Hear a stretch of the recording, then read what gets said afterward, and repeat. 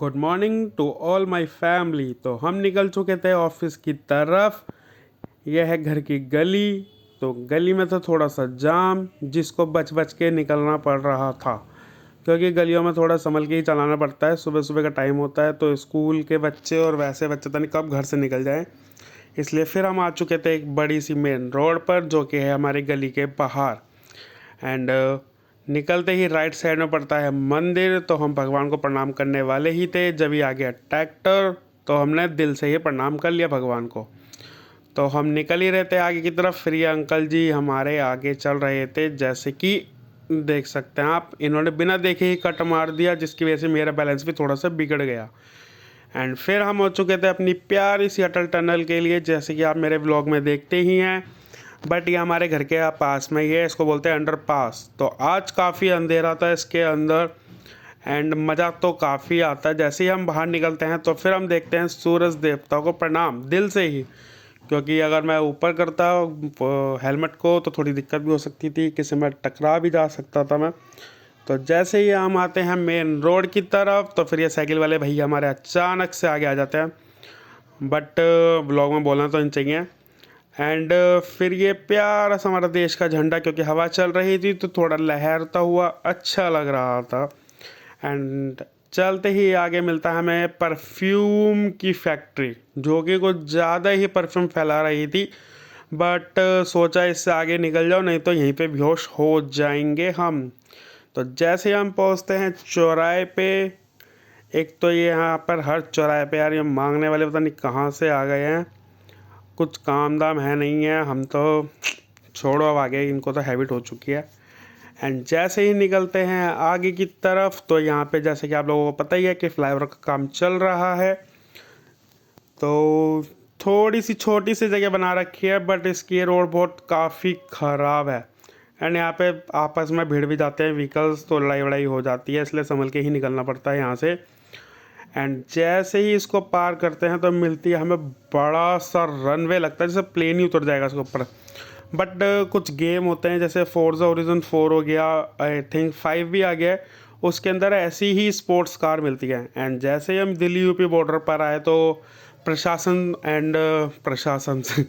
जैसे पुलिस और मिलिट्री अभी भी लगी हुई है, खैर किसानों की वजह से।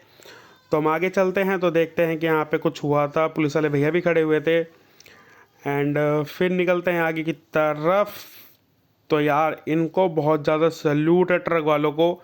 होते तो ये खुद डेढ़ पसली से हैं, बट ये ट्रक इतने हैवी हैवी चलाते हैं कि बस सल्यूट है। तो सोचा ज़्यादा टाइम वेस्ट नहीं करते, ट्रक के निकलते हैं पीछे से। तो पीछे से निकलने के बाद फिर हम पकड़ते हैं फुल स्पीड। तो हम फैक्ट्री से कुछ सामान लेके निकल जाते हैं वापिस। उसका मैं खींच नहीं पाया, मतलब शूट नहीं कर पाया कि मैं क्या लेके गया था। बट हम काम करके वापस आ चुके, तो हमें मिलता है पानी। तो ये जगह का नाम है लोनी।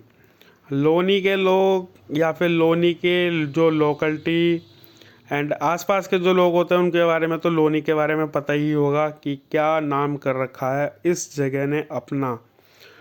तो यहाँ मिलता है थोड़ा सा समुद्र टाइप, क्योंकि धूप, और फिर नीचे मिलता है पानी। चलाने में आता है थोड़ा सा मज़ा। थोड़े गीले हो जाते हैं, कोई बौछार मार देता है, किसी के टायर से पानी लगता है, गुस्सा भी आता है, बट चलो निकल जाते हैं। अगर गड्ढा नहीं मिलता तो पानी में चलाने में मज़ा आता है वैसे व्हीकल, वही छोटे छोटे बच्चों की तरह। तो यहाँ पे दोनों ऑटो वाले भैया कर रहे थे बात। मैं कहा भाई जल्दी निकालो, पैर गिर गया पानी में तो दिक्कत हो जाएगी। तो फिर धीरे धीरे निकलते हैं आगे की तरफ, बट ये अभी भी नहीं सुनाई दे रहा है इनको। तो थोड़ी सी इन्होंने जगह दी, फिर हमने पकड़ी फुल स्पीड। तो फिर जैसे हम पहुंचते हैं फ्लाईओवर के ऊपर, नीचे है स्टेशन। तो सोचा आप लोगों को ट्रेन दिखा दी जाए, शायद थोड़ी बहुत दिख रही होगी इंजन से ट्रेन जाती हुई, बट इतना मज़ा नहीं आया। तो सोचा चलो आगे ही चलते हैं, अब रहने देते हैं। तो फिर निकलने के बाद फिर स्कूटी कर ली हमने चेंज, क्योंकि जुपिटर ले ली पापा ने, फिर मैं आ गया एक्टिवा पे। बट मुझे लगता है कि जुपिटर ज़्यादा कंफर्टेबल है एक्टिवा के मुकाबले। तो जैसे ही हम आए मेन रोड की तरफ तो ये चल रहा था अक्षरधाम टू देहरादून एक्सप्रेसवे का काम। तो सोचा कि चलो आज चलते हैं। एंड ये बड़े बड़े पोल लगे हुए हैं। तो जैसे कि आप देख सकते हैं यहाँ पता नहीं शायद फ्लैग लगेगा या फिर स्ट्रीट लाइट लगेंगी, क्योंकि जो ये काम चल रहा था इस साइड तो ये है शायद टोल का काम चल रहा है। जो टोल गेट होते हैं ना फास्टैग, उनके ऊपर काम चल रहा है। बट मेरे को ये समझ नहीं आता, नितिन गडकरी कहते हैं कि आपका सैटेलाइट से कट जाएगा, बट यह एक्सप्रेस वे तो रिसेंटली ही बन रहा है तो इसमें भी टोल का क्या ज़रूरत है फिर। तो वो था राइट साइड का और ये है लेफ़्ट साइड का। सॉरी, ये है लेफ़्ट साइड का और जिस साइड हम चल रहे हैं वो है राइट साइड का। तो फिर चलते हैं और आज आपको दिखाते हैं क्या काम चल रहा है। एंड देख सकते हैं मैं सर्विस रोड पे चल रहा था तो राइट साइड में काम चल रहा है फ्लाईओवर का। एक्सप्रेस वे भी बोल सकते हैं, एक्सप्रेस वे बोल के सकते हैं, एक्सप्रेस वे ही है। एंड धूल मट्टी तो काफ़ी होती है जब वर्क होता है। फिर हम थोड़ा सा ऊपर चढ़े तो धूल तो काफ़ी उड़ रही थी यहाँ पर।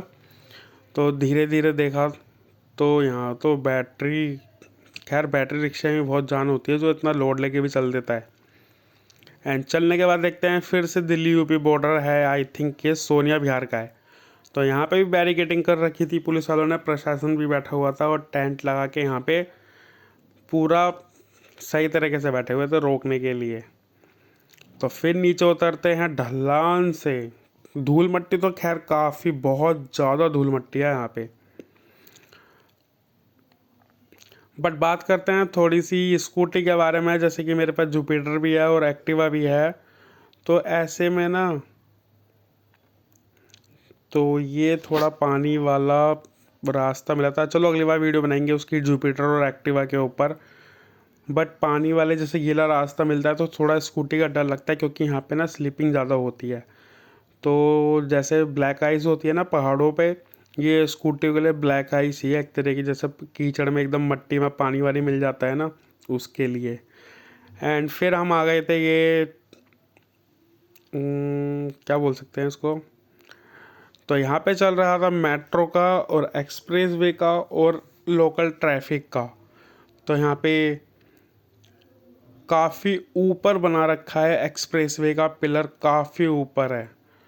आई थिंक कुतुब मीनार तो समझ ही लो कि कुतुब मीनार जितना हो सकता है। बट यहाँ पे मैं थोड़ा सा कंफ्यूज हो गया था, क्योंकि जब हम भजनपुरा की तरफ निकलते हैं तो थोड़ा सा बंद कर रखा है यहाँ पे ट्रैफिक।